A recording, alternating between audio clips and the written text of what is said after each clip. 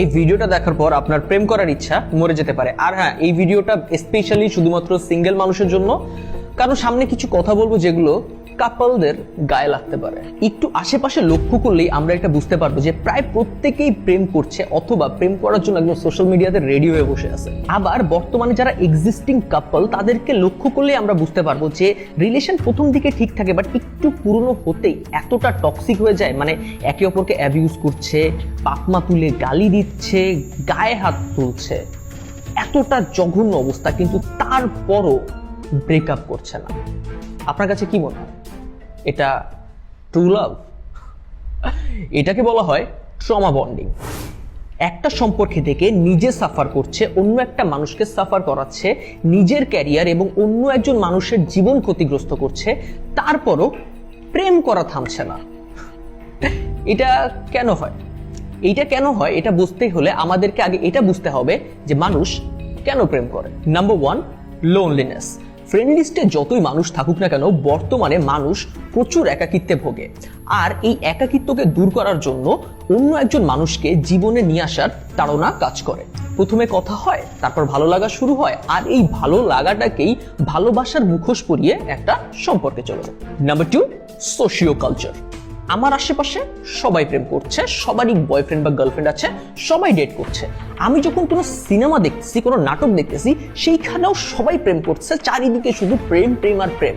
So আমাকেও করা লাগবে। Number 3, sexual frustration. এটাকে বাংলায় কিভাবে বলবো আমি জানি না। Bro, sometimes you really don't need a relationship, you are just horny. So মাঝে মাঝে সাবকনশিয়াস মাইন্ড থেকে মনে হয় আই উইশ জীবনে কেউ থাকতো। এখন অনেকেই ভাবছে তাহলে তো প্রেম করাই উচিত না। ব্যাপারটা এতটাও সিম্পল না, একটু কমপ্লিকেটেড। আপনি একটা সম্পর্কে জড়ানোর জন্য বা প্রেম করার জন্য রেডি কিনা এইটা জাস্ট আইডেন্টিফাই করতে হবে, দ্যাটস ইট। আর এইটা আইডেন্টিফাই করার জন্য আপনাকে নিজের মধ্যে জাস্ট একটা জিনিস লক্ষ্য করতে হবে, সেটা হচ্ছে সলিটিউড। হ্যাঁ, আমি একা আছি আর একাই ঠিক আছি। বেসিক্যালি এই মাইন্ডসেটটাকেই বলা হয় সলিটিউড। আপনি আপনার একাকিত্বকে এনজয় করছেন কি না। খুব কম সংখ্যক মানুষ পৃথিবীতে আছে যারা নিজের একাকিত্বকে এনজয় করে, নিজের কোম্পানিকে এনজয় করে, আর এই মানুষগুলোই দুনিয়াটাকে রুল করে। আপনি যদি আপনার একাকিত্বকে এনজয় না করে থাকেন বা আপনার এন্টারটেইনমেন্টের জন্য আপনার অন্য কারোর সাহায্য নেওয়া লাগে, তার মানে হলো আপনি খুব বোরিং একটা মানুষ। আর এই বোরিং মানুষগুলো যখন একটা রিলেশনশিপে জড়ায়, তখন তার হ্যাপিনেসের গ্যারান্টি অন্য একজনের হাতে চলে যায়। আর এই কারণেই সামনের মানুষটা যতই বাজেভাবে ট্রিট করুক না কেন, আমাদের এটা মনে হতে থাকে যে না, ওকে ছাড়া তো আমরা হ্যাপি হতে পারবো না, ওকে ছাড়া আমরা বাঁচতে পারবো না, তো ওর সাথে ব্রেকআপ করা যাবে না। আর এইভাবে সামনের মানুষটা এটা বুঝতে পেরে কন্টিনিউয়াস আমাদেরকে ম্যানিপুলেট করতে থাকে, প্রেমের দোহাই দিয়ে আমাদেরকে একটা পুতুল নাচ নাচায়। তাই যে কোনো সম্পর্কে জড়ানোর আগে, সেটা বন্ধুত্ব হোক বা প্রেম, নিজের মধ্যে সলিটিউড নিয়ে আসা খুবই গুরুত্বপূর্ণ।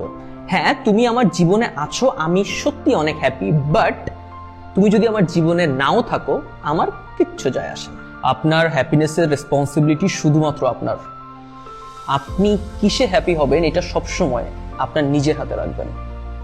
আপনি যদি নিজের হ্যাপিনেসের জন্য অন্য কারো উপর নির্ভরশীল হয়ে থাকেন, দিন শেষে শুধুমাত্র আপনাকে হতাশই হতে হবে। আর আপনি যদি নিজেকে সুখে রাখতে না পারেন, আপনার সাথে অন্য একটা মানুষ কিভাবে সুখে থাকবে? আপনি তাকে কিভাবে সুখে রাখবেন?